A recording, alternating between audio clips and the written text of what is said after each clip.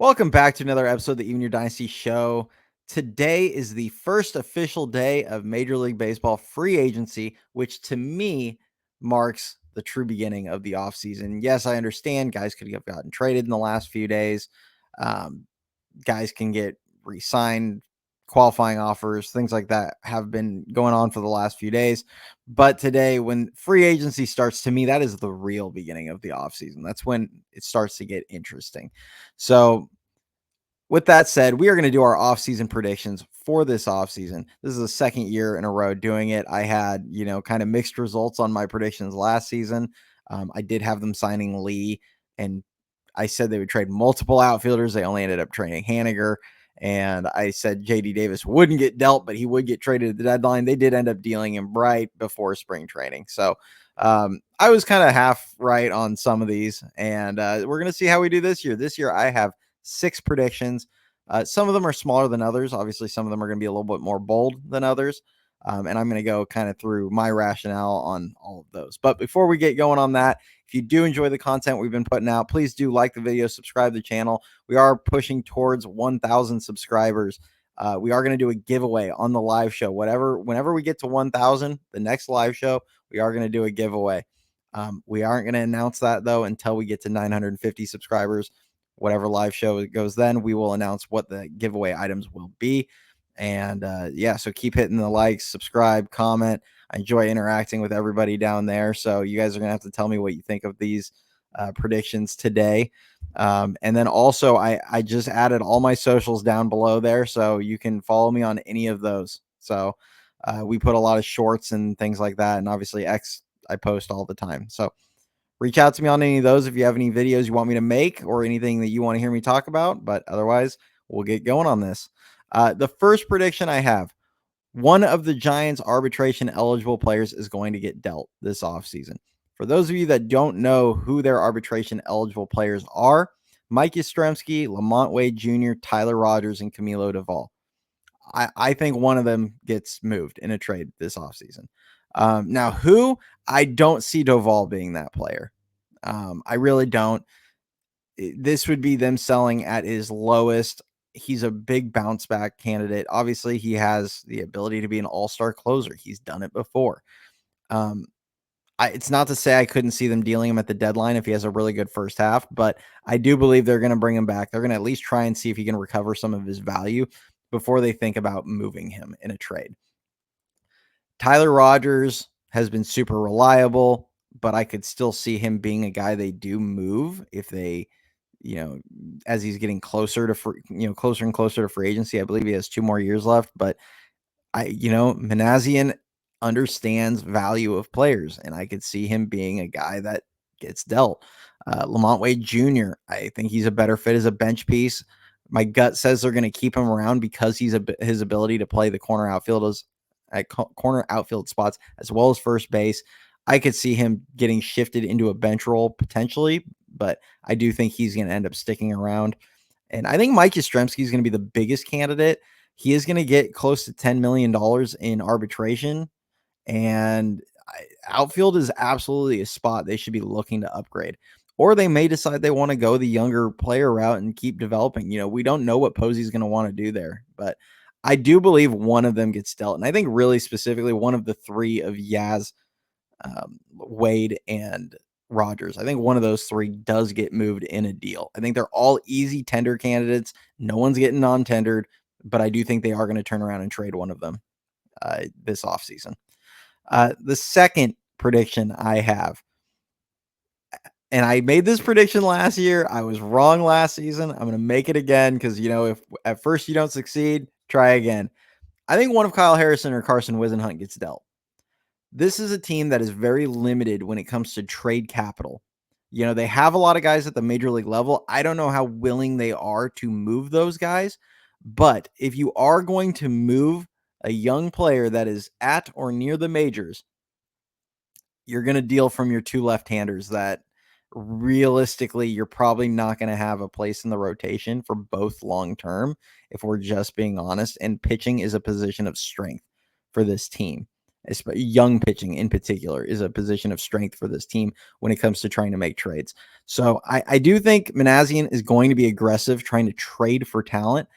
And those are probably two of your most tradable assets right now. I know a lot of people talk about Kyle Harrison's last season and Wisenhunt's last season. They're still really high-end lefty prospects or players that those guys have value around baseball. Harrison's fastball and upside has incredible value. He's only 23 years old. Wisenhunt, I think he turned 24 this last season. His changeup could be one of the best pitches in baseball. These are guys that have big time upside and can be used as trade pieces when trying to trade for a big bat or something of the like. So I do think that one of them does get moved. I think Joe Whitman's going to continue to rise through the system, and they are going to end up moving one of those two starters. Speaking of starting pitching, next prediction, I don't think they're going to sign any of the top three pitchers. You have Corbin Burns, Blake Snell, and Max Fried. Those are the three big fish when it comes to starting pitching on the market. Unfortunately, it does sound a lot like Blake Snell is likely to leave. Now, that said, I do think if the contract is going to be in the 3 or 4 year range, if he doesn't get the long-term deal that he's seeking and maybe has to settle for a shorter contract, I don't think the Giants have any interest in doing the opt-out deal again. I don't think that's going to be Posey's thing. But if it does get closer to like a 3 or 4 year deal on a high AAV, I could see Blake Snell returning in that scenario. But right now, assuming he's going to get 5 or more years, I don't think he's back. I do think that is a person they're going to move on from. But instead, I see them bringing in a vet that's kind of a middle of the rotation starter.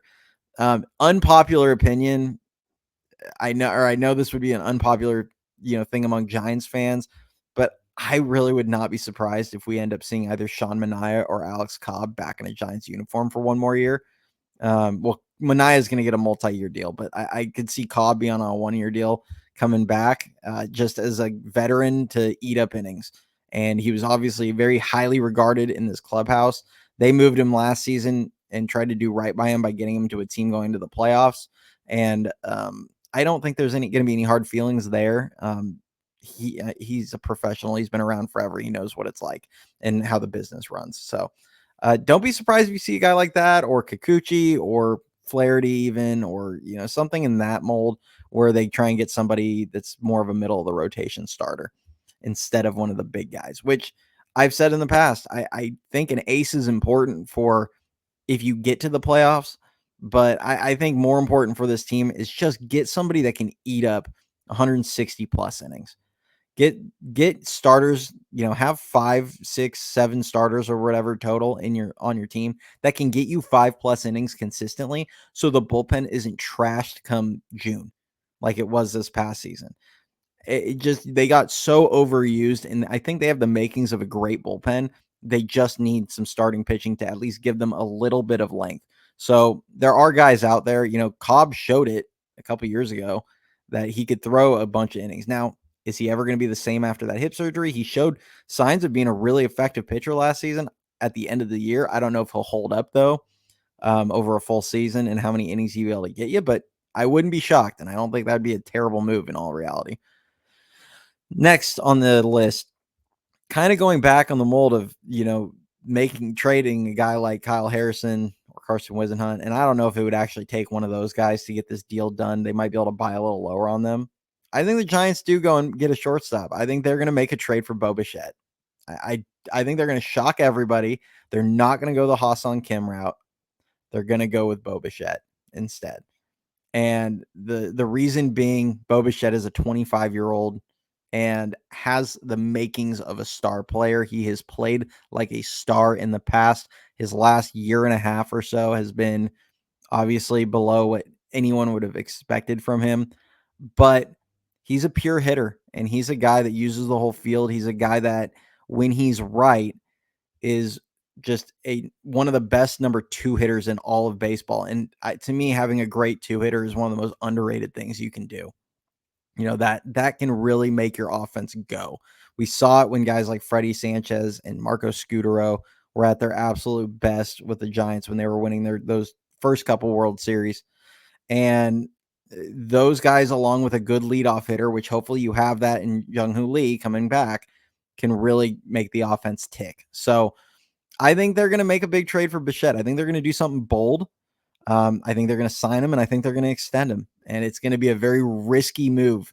And, it could blow up in their face, but I'm here for the boldness. I'm here to see something exciting.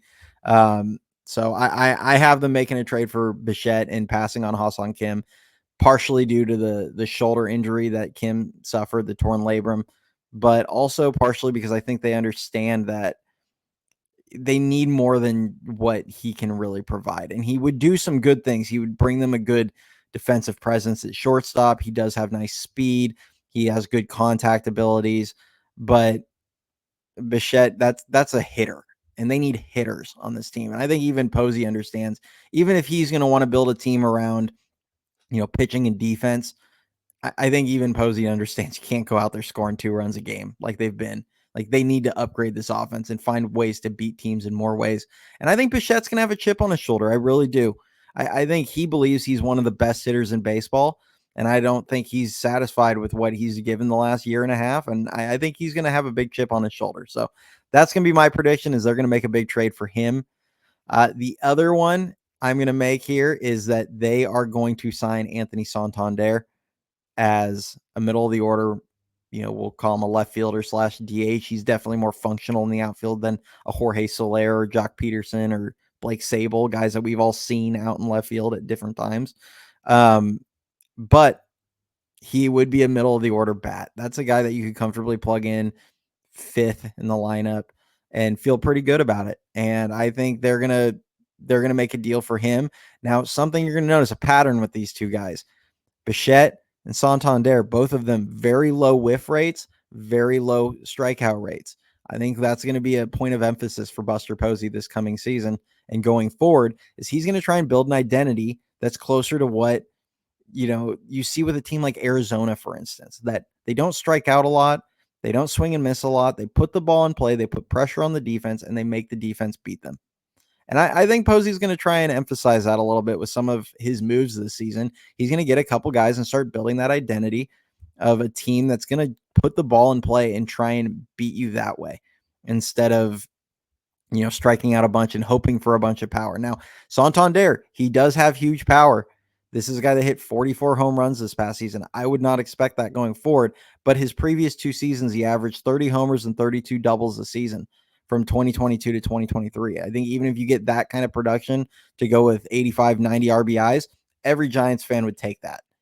At least I know I would. I don't want to necessarily speak for everybody, but I feel like most Giants fans would be thrilled with that production. So I think those are going to be the 2 big signings. And then my last prediction here, I don't see the Giants signing multiple qualifying offer players.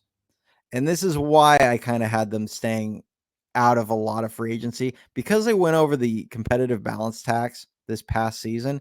If they sign somebody to a qualifying offer, or sign somebody that was offered the qualifying offer, they lose their 2nd and 5th round pick. They lose 2 draft picks.